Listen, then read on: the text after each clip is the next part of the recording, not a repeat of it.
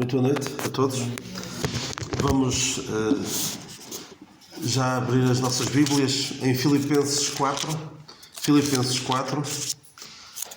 Eu tenho, nos últimos meses, largos meses, tenho-vos falado aqui, primeiramente de Filipenses 3.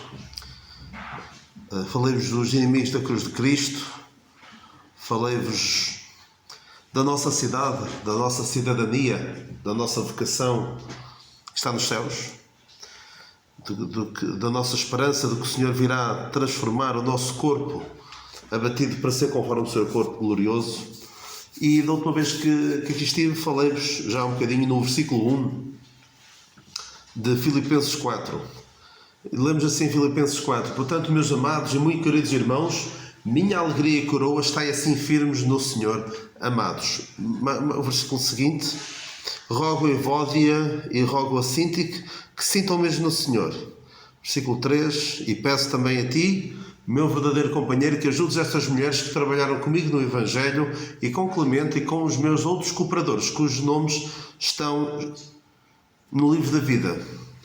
Regozijai-vos sempre no Senhor. Outra vez digo, regozijai-vos. Até aqui a leitura da palavra de Deus. Eu quero voltar ao versículo 1. Reparem que este versículo 1 começa com portanto. E por isso é importante nós, apesar de estar aqui uma quebra num capítulo, o raciocínio é seguido, não é? E este portanto diz respeito, já agora os versículos e os capítulos, é a criação do homem. O homem é que alguém já há muito tempo, para facilitar o nosso manuseamento da palavra de Deus, dividiu cada um dos livros que nós temos da palavra de Deus em capítulos e versículos. E nós não devemos cortar isto, não devemos dividir, separar aquilo que Deus juntou. E Deus,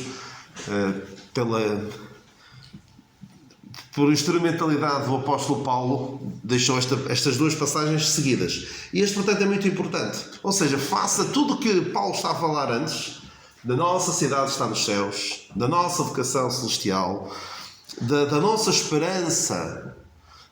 Nós temos uma esperança completamente diferente do mundo. O mundo, muitos pensam, morreu, acabou. Não é?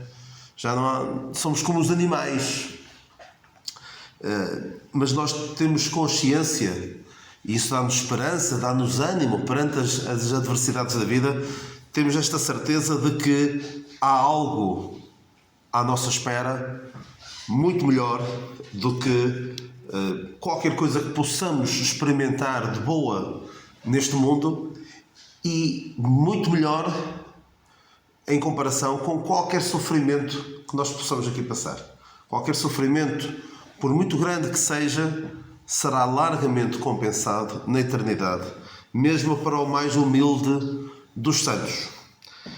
Faça tudo isto ao corpo glorioso que vamos ter, face a esta bem-aventurada esperança, como o apóstolo Paulo diz a Tito, do aparecimento do nosso Salvador e Senhor Jesus Cristo.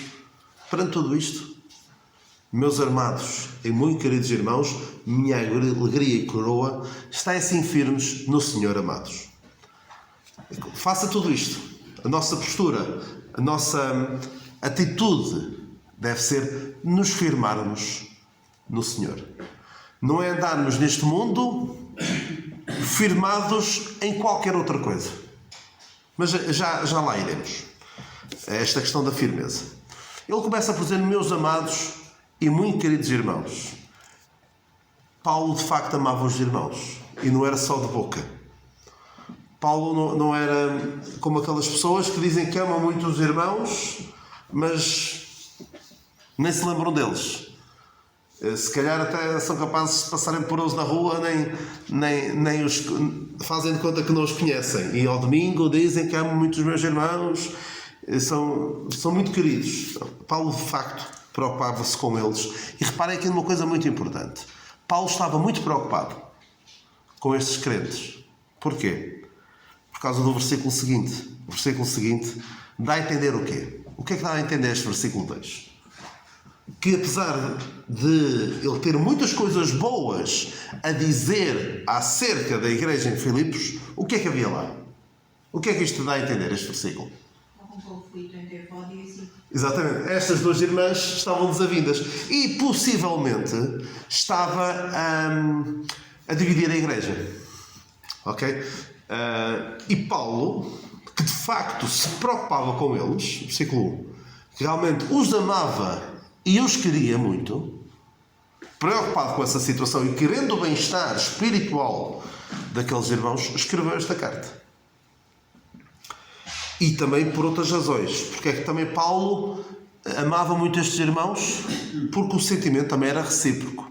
Se bem que Paulo não era preciso sentir-se amado pelos irmãos para os amar. Ele diz até aos Coríntios: eu amo-vos muito, embora... Agora não sei a passagem de cor, mas... ainda que menos amado, eu vos amo, na mesma. Portanto, Paulo não era preciso ter o amor dos outros para ele amar. Mas ele amava muito estes irmãos também por causa do que eles fizeram por ele. Eles, na sua pobreza, que era muito grande, fizeram uma oferta para ele. Lemos sobre isso no final deste capítulo 4. Portanto, ele estimava muito aqueles irmãos. Ele diz: minha alegria e coroa. Paulo é possivelmente a pessoa de que há registro, tirando o Senhor Jesus Cristo, que mais sofreu. O Senhor Jesus Cristo sofreu, levou sobre si os nossos pecados, sofreu fisicamente, sofreu espiritualmente, mas com exceção do Senhor Jesus Cristo, eu não tenho registro de ninguém que tenha tido uma vida tão sofrida como a do apóstolo Paulo. Claro, cada um terá a sua experiência, mas eu não... Ele pode quase dizer, pedir meças, por assim dizer: olha, tu sofreste, olha, eu sofri isto. Ele até faz lá uma lista daquilo que passou. E Paulo, em que situação é que ele estava no momento em que escreveu esta carta?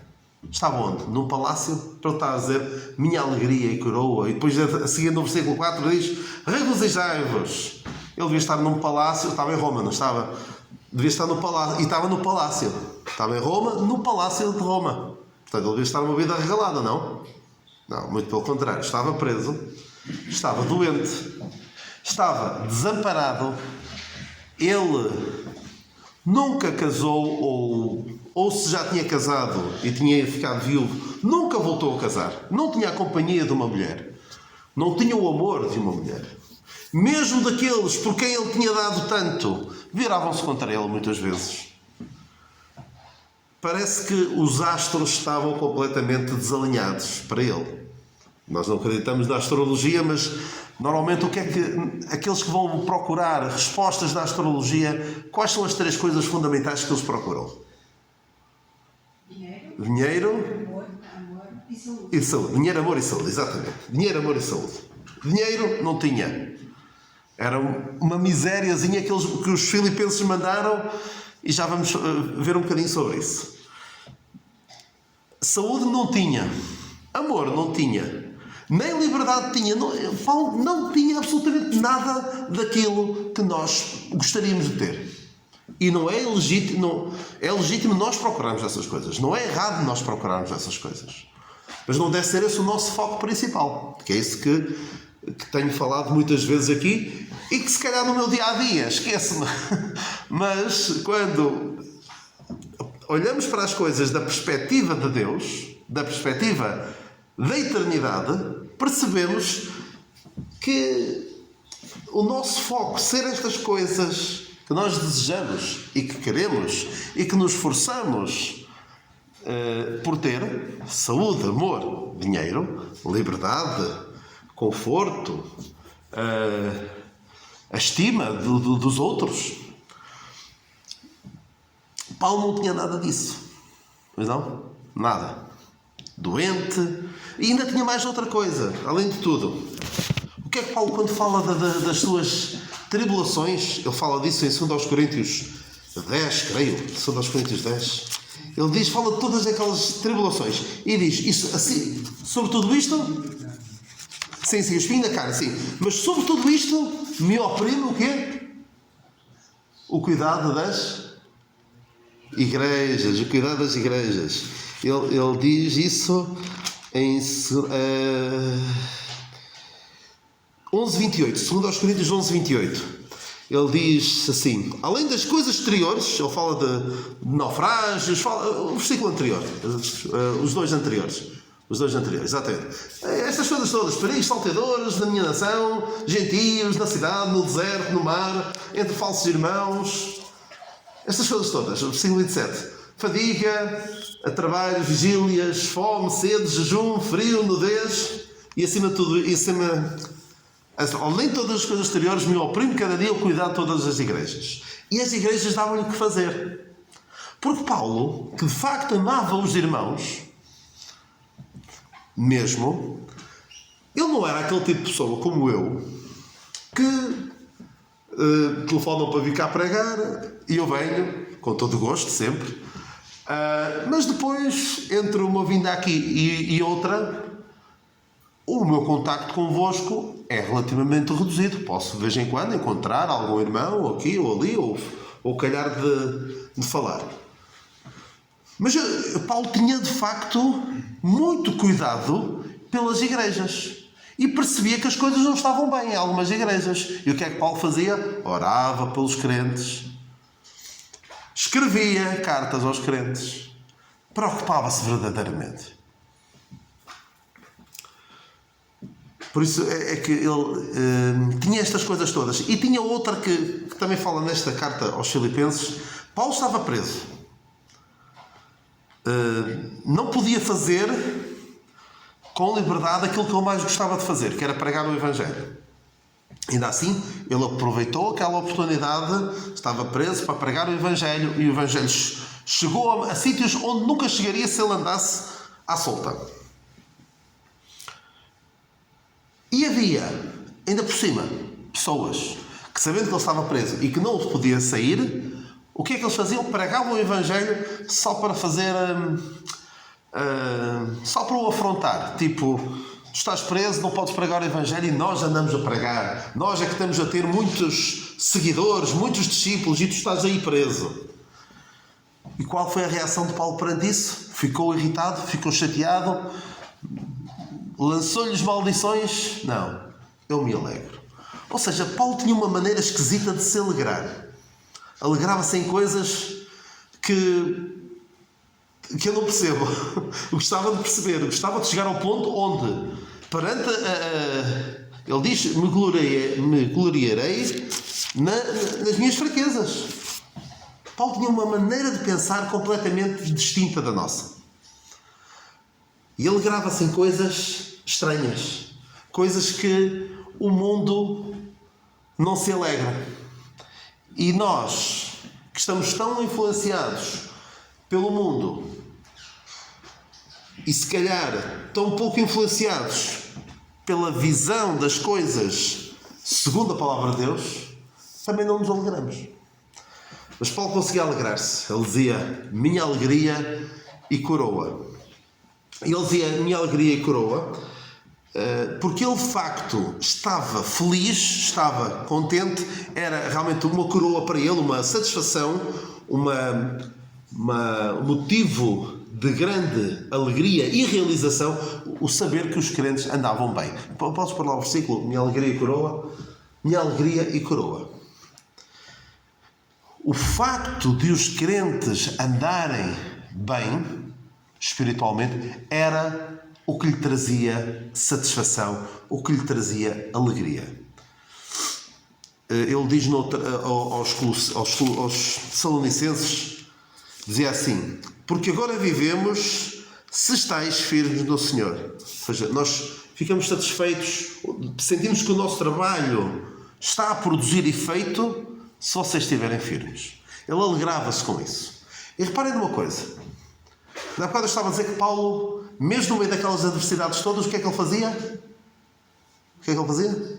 Alegrava-se e dizia aos outros para se alegrarem. Reparem que Ele tinha todas as razões, mais algumas, para não estar contente, para não estar feliz.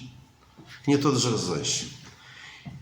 E mesmo em relação àqueles que andavam a pregar o Evangelho, não com boa intenção, mas para lhe causar afronta, ele dizia o quê?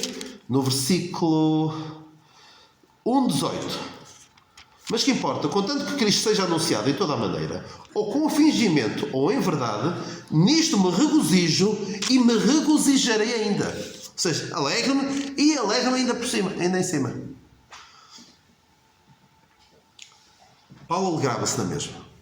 Mas sabem uma coisa? Paulo, perante todas estas adversidades, perante mesmo estas pessoas mal intencionadas, Paulo alegrava-se. Mas sabem uma coisa? O seu gozo não era completo. Reparem, capítulo 2, versículo 1. Versículo 1. Portanto, aquela passagem que vocês conhecem da humilhação e exaltação do Senhor Jesus Cristo, começa assim.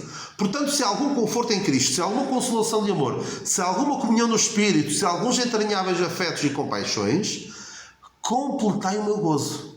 Ou seja, o meu gozo não será completo se isto não acontecer. Para que sintais o mesmo, tendo o mesmo amor, o mesmo ânimo, sentindo uma mesma coisa. Ou seja, nem sequer tudo aquilo que lhe estava a acontecer. Doença, falta de saúde, falta de companhia, falta de amor, o amor de uma mulher, nada disto. Não era isto que lhe tirava a alegria. Não era isto que tornava o seu gozo menos completo. O que impedia de ter um gozo total era os crentes não estarem unidos. Por isso é que ele depois diz no capítulo 4, versículo 2, rogo-vos para que sintais o mesmo. Porque se eles não estiverem bem uns com os outros, é mesmo isto que estraga a alegria de Paulo. Porque para Paulo, o que completa o seu gozo é os crentes andarem bem. Os crentes estarem bem uns com os outros e andarem segundo aquilo que ele ensinou. Porque para alguém que ensina a palavra de Deus, a maior coroa, a causa de maior satisfação, não deveria ser, para alguns é, mas isso são os mercenários, não é o receber muito dinheiro, não é o ganhar muito dinheiro, é os crentes andarem bem. É os crentes ouvem o meu ministério e depois andam de acordo com aquilo que eu ensinei, à luz da palavra de Deus. Isso é a maior satisfação. A maior satisfação de um professor, para além de receber no dia 23, que é amanhã, as pessoas gostam muito do dia 23, os professores do público gostam muito do dia 23, que é o dia que recebem, para além de gostarem disso, gostam muito quando percebem que o aluno está a conseguir fazer aquilo que ele ensinou e até consegue ir mais longe. Até consegue fazer coisas que já nem sou eu que estou a ensinar. Ele está a aprender por ele. Isso é a maior satisfação que um professor pode ter. E, no caso de Paulo, o que lhe trazia realmente satisfação, gozo completo, era quando os crentes viviam de acordo com a palavra de Deus. E vamos ver isso no final deste capítulo 4. Pode ser que numa outra altura a gente veja melhor esta passagem. Versículo 18, do capítulo 18. Capítulo 4, versículo 18. Consegues? Versículo 18. Parece que bloqueou. Sim, mas vai assim. Isto vem no seguimento de Paulo recebeu uma oferta. Oferta dos crentes de Filipos. Uma oferta que até foi enviada através de Epafrodito. O Epafrodito quase morria porque ficou doente e pensou, não, este dinheiro tem de chegar a Paulo. Dê por onde der. A minha vida eu quero lá saber. Eu quero é que este dinheiro chegue a Paulo porque é importante para a obra. E aquilo devia ser uma coleta mesmo muito fraquinha, porque eles eram pobres.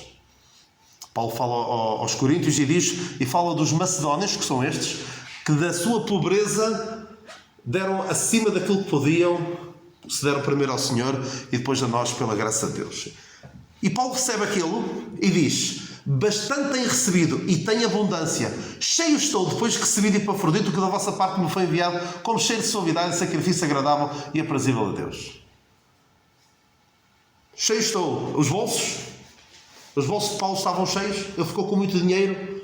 Que deu-lhe para passar umas ricas férias lá no mar Mediterrâneo. Sim, Mediterrâneo. Foi? Não foi nada disso. Ele estava cheio porque percebeu que aquilo que estava a ensinar aos crentes de Filipos, de que o mais importante não é o material, mas sim o espiritual, que é importante é nós nos esforçarmos para que o Evangelho chegue mais longe. Aquilo que Paulo tinha ensinado estava a surtir efeito. E os crentes juntaram-se, sabendo que Paulo precisava. Paulo não lhes pediu nada. Mas nem sequer foi preciso Paulo pedir o que quer que fosse para eles se juntarem e enviarem a Paulo aquilo que ele não tinha pedido, mas que eles sabiam que ele precisava. Eles podiam ter pensado, o Paulo diz que... Ele diz aqui, posso todas as coisas daquele que me fortalece. No sentido de, eu aguento tudo, porque Deus me fortalece. Essa é a ideia. Não se deixem levar pela teologia da prosperidade e daqueles que dizem, posso tudo. A ideia é, eu aguento tudo. Venha o que vier, eu posso todas as coisas. É mais esse o significado, porque o versículo anterior, desculpem lá, estou agora, não é que esteja a divagar, mas ele disse, sem estar abatido, sem ter abundância, fartura, fome, abundância, necessidade, eu posso tudo. Venha o que vier, eu posso tudo, porque Deus me dá forças para isso. Eles podem até dizer, Paulo nem precisa, Paulo aguenta. Paulo, ele é tem outra fibra, ele aguenta. Não, mas eles amavam Paulo. E como amavam Paulo, juntaram-se e fizeram uma coleta para ele. E por isso é que Paulo diz, cheio estou. Não é porque, olha, tenho muito dinheiro, não. Alguns ficam todos contentes porque têm, cheio estou. Estava muita gente hoje na reunião e o saco vinha cheio. Tivemos de ir vazar o saco porque já estava cheio e passar o... Não, nada disso. E era isto que de facto alegrava Paulo. Por isso é que Paulo diz, minha alegria e coroa. João também diz, não tenho maior alegria do que esta, de saber que os meus filhos andam na verdade. E era esta a satisfação de Paulo. A alegria e coroa de Paulo era saber que os filipenses andavam bem. E sobre a firmeza, tinha muita coisa para dizer, mas também por amor aos irmãos, não vou estender muito mais, mas é muito importante nós termos noção de que a nossa firmeza, e é isso que iremos ver, se Deus quiser, na próxima semana, a nossa firmeza em quem é que está? Está nas pessoas? Está no líder? Nos líderes da igreja? Os líderes da igreja podem falhar. Estamos firmados em quê? Na nossa família? Podemos perdê-la. No nosso trabalho? Podemos perdê-la. Na nossa saúde? Podemos perdê-la. Na nossa juventude? Vamos perdê-la de certeza. A nossa firmeza deve estar em algo ou em alguém que não podemos perder. Eu vou só dar-vos aqui um pequeno exemplo. Onde é que estava a firmeza de Jó? Veio o diabo, que pensava que a firmeza dele estava no facto de ter muitas coisas. Pois é, como é que ele não há de ser fiel a ti? Tu dás tudo? E Deus permite que comece a ficar sem algumas coisas. Os bens materiais. Não está ali. Tiraste, ele continua igual. Os filhos. Tiraste, continua igual. Claro que ele ficou perplexo, não sabia o que é que estava a acontecer, mas não deixou de confiar em Deus. Tirou-lhe a saúde. Olha, também não é aí. Está frio. É como o jogo de descobrir onde é que está uma certa coisa. Estava muito frio. Tirou, frio. Tirou, gelado. Porque a sua firmeza estava onde? Estava em algo que não podia perder. E em algo que não muda. Porque já viram a tragédia que alguém... E nós vemos às vezes tragédias que acontecem por pessoas que constroem numa base que não é sólida. Estamos numa montanha, que depois vem por ali abaixo E nós de vez em quando ouvimos falar de tragédias que acontecem porque pessoas construíram uma casa ou na areia ou num terreno pouco firme ou numa encosta. E volta e meia ouvimos tragédias dessas. Não podemos pôr a nossa firmeza em algo que não é de confiar, em algo que não é firme, em algo que muda. Porque se a nossa firmeza estiver em algo que muda, hoje estamos aqui, mas amanhã já estamos ali. E eu falei-vos da última vez de como as coisas têm mudado de uma maneira assustadora, não é? E eu, se começo a falar disto, não me calo, mas vou só dar mais um exemplo. Coisas que, isto também para ver como é que é a firmeza da sociedade. A sociedade não está firme em nada. Não tem princípios. E nós vemos uma sociedade em que certas coisas eram ilegais, ou imorais, ou impensáveis, ou vergonhosas há 50 anos, hoje são perfeitamente normais, não é na sociedade, é dentro de muitas igrejas. Dentro de muitas igrejas são totalmente aceites. Coisas que eram proibidas há 50 anos. E porquê? Porque não há firmeza no Senhor. E nós temos de ser firmes no Senhor. Temos de estar firmados em algo que não muda. Portanto, fiquemos com estes pensamentos. Nossa alegria e coroa deve ser os crentes. Claro que eles vão desiludir-nos, mas devemos nos alegrar quando eles andam bem. Não é como aqueles que ficam todos... Ouvem falar, ei, a sério, aconteceu isso, ei, ficam todos contentes, ei, olha, aquele fez aquilo. Porque às vezes há uma certa curiosidade mórbida no meio dos crentes, não é? É para orar por ele, conta lá, que eu quero saber. Isso é muito mau, muito mau. Devemos alegrar quando os crentes andam bem, quando os crentes estão a honrar o nome do Senhor. O Senhor nos abençoe e, se Deus quiser, para a semana falaremos um bocadinho mais aqui da firmeza e de alguns exemplos de pessoas que realmente revelaram a sua firmeza. Que a sua firmeza não estava numa outra pessoa. Paulo até diz, a vossa firmeza não deve estar em mim.